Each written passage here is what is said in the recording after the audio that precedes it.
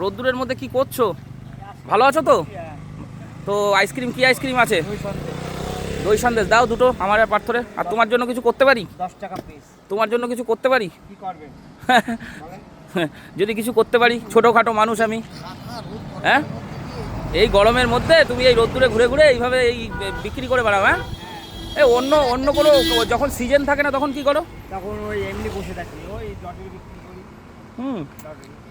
এ ধর তো একটু, তাহলে তোমার জন্য কি করতে পারি? কি করবেন? কিন্তু একটা জিনিস, নাও, মানুষটা বেশি দিতে পারলাম না, 300 টাকা দিয়েছি। আবার দেখা হলে আবার দেবো, ঠিক আছে?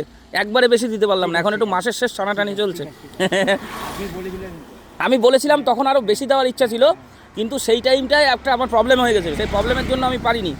তো আমি চেষ্টা করি মানুষের জন্য, রাস্তাঘাটে যাকেই দেখি কম বেশি একটু দেওয়ার চেষ্টা করি। তোমারে দেখলে আমার খারাপ লাগে, তুমি আমার পাড়াতেও যাও। আগের দিন আমি ভাবছিলাম দাঁড় করাবো, দাঁড় করাবো ভেবেও তারপরে বললাম যে চলে গেল রানিংয়ে, তার জন্য আর আমি ডাকলাম না পিছন থেকে। ঠিক আছে, ঠিক আছে, 300 টাকা দিলাম, অন্তত 1-2 বেলা তো অন্ন আসবে। ঠিক আছে, ভালো থেকো, সুস্থ থেকো। তোমার নামটাকে একটু বলে দাও। দিলীপ সরকার, দাদার নাম হচ্ছে দিলীপ সরকার। এই রোদ্দুরে ঘুরে ঘুরে, এটা হচ্ছে সিনেমাটার সামনে, আপনাদের দেখাতে পাচ্ছি সিনেমাটা, তার সামনে দাদা দাঁড়িয়ে রয়েছে। তখন আমরা গাড়িতে করে যাচ্ছিলাম, দাঁড়ালাম। স্বাবলম্বী, হ্যাঁ স্বাবলম্বী, একদম একদম।